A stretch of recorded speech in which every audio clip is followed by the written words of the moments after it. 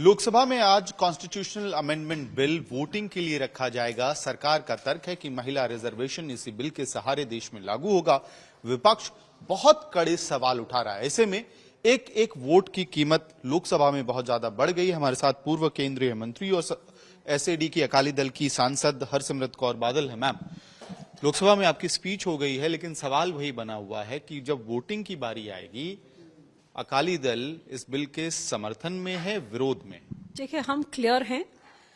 जब तक जो अश्योरेंसेस वर्बली दी गई हैं, जे तो उनको आप बिल में लिखते हैं, जे लिखत में होएगा तो हम सपोर्ट करने को तैयार हैं कि विमेन रिजर्वेशन बिल जिस तरीके से पास हुआ था उसी तरीके से लागू भी होएगा और हर एक स्टेट को जो अभी उनकी प्रोपोर्शनेट परसेंटेज शेयर है आज की पार्लियामेंट में, वही प्रोपोर्शन आगे ही भी मेंटेन की जाएगी। जे तो ये रिटर्न में आता है तब हम उसको मानने को तैयार हैं। जे सिर्फ वर्बल अश्योरेंस है, दैट मीन्स नथिंग, क्योंकि वर्बल अश्योरेंस तो जब पार्लियामेंट में कि चंडीगढ़ पंजाब को 6 महीने में दिया जाएगा, 40 साल बाद नहीं दिया गया।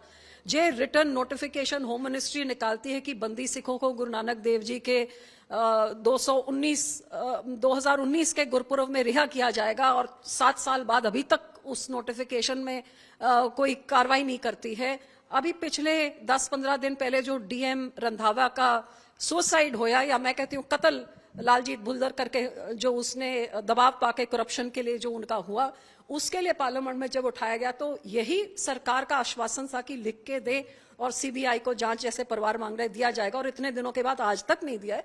तो वर्बल कहने का तो कुछ मतलब नहीं है, क्योंकि अदालत में जो बिल में लिखा है वही खड़ता है। जो मंत्री बोल गया, मंत्री तो कल बदल जाते हैं। तो इसका हम बिल्कुल इसका विरोध करते हैं। पहली बात कि आप कॉन्स्टिट्यूशन कहता है सेंसस के बाद ही डिलिमिटेशन हो सकती है। आप कह रहे हैं कि सेंसस की जरूरत नहीं, सीधे डिलिमिटेशन आप वो अमेंडमेंट लेके आए। डिलिमिटेशन कैसे होएगी जब डिलिमिटेशन सेंसस के बाद कमीशन तय करती है भी कितनी सीटें बढ़नी है। आप कह रहे हैं सीटें तो 50% बढ़ेंगे। किससे आपने ये सलाह मशवरा किया? 50% बदलेंगे तो डिलिमिटेशन कैसे?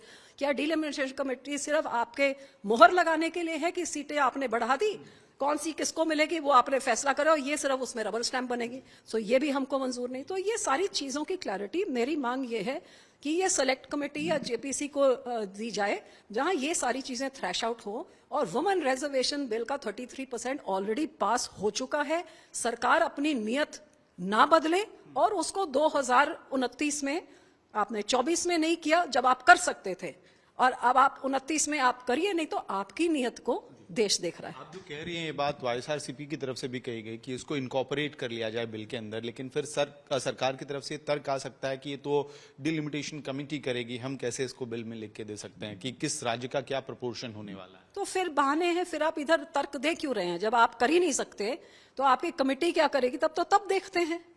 और आपने सेंसस आपने 2021 में कराना था। आपने कहा भाई 2020 में कोविड था तो नहीं हुआ, कोविड तो आके चले गया। आप 21 में नहीं, आप 22 में शुरू कर देते। आपने 23 में कहा कि 33% रिजर्वेशन तब होएगी जब सेंसस हो जाएगा, तो कोविड तो था नहीं। आपकी सरकार 24 में बन गई। आपने ना 23 में किया, ना आपने 24 में किया, ना आपने 25 में किया, और ना ही 26 में आपने शुरू किया। आपका इरादा ही नहीं है।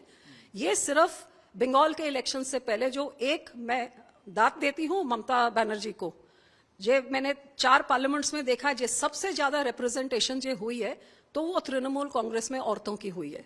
और ममता दीदी ने औरतों को सशक्त, आज भी आप देखिए लीडर ऑफ द पार्टी भी एक वुमन है, डिप्टी लीडर भी एक वुमन है। तो जो वुमन को एम्पावर किया है, तो जिन्होंने किया है उनको दाद देनी पड़ेगी। और शायद इसी कारण करके ये इलेक्शन के समय में जब 4 दिन रह गए हैं तमिलनाडु और वेस्ट बंगाल की इलेक्शन में, तो एकदम ये बिल शक्ति, नारी शक्ति की चर्चा करके वो वोटों बिटोरने की, उधर उनको डेंट पाने की, क्योंकि औरतें उनके साथ है, डेंट पाने के लिए लाया गया है, या फिर इसलिए लाया गया है कि जब 2 बड़ी पार्टियों की एमपीज नहीं होंगे तो ये डिलिमिटेशन नंबर्स के हिसाब में पास हो जाएगा। सो नियत इनकी जो है वो दिख रहा है। लोकसभा में आपने एक रेफरेंस भी दिया इसी बाबत अपने स्पीच में कि कुछ आप लोग कहीं पे कोई आंकड़ा जोड़ के कुछ सेटिंग करके पास कराने की कोशिश कर रहे हैं, तो ऐसी कोई भावना लग रही है अंदर कि कहीं किसी पार्टी से अंडरस्टैंडिंग हो गई है? हाँ, सुनने में तो बहुत कुछ आ रहा है कि कौन वॉकआउट करेगा, किसके साथ समझौता हो गया। अब जो दिख जाएगा ना 4 घंटे की 3 घंटे की बात रहेगी, आप भी देखिए हम भी देखेंगे, तो जो करेंगे वो देश देखेगा। अकाली दल लेकिन विरोध में वोट करेगा। नहीं, ये रिटर्न में नहीं आएगा, बिल के अंदर ये सब नहीं आएगा, तो in this present form Akali Dal कैसे खड़ सकता है इसके साथ। बात करने के लिए बहुत बहुत धन्यवाद। तो अकाली दल की तरफ से स्पष्ट बात कही जा रही है, प्रेजेंट फॉर्म में इस बिल के साथ वो नहीं है, इसके खिलाफ वोट करेंगे। वीडियो सहयोगी संजीव कुमार के साथ मोहम्मद भारद्वाज, दिल्ली आज तक।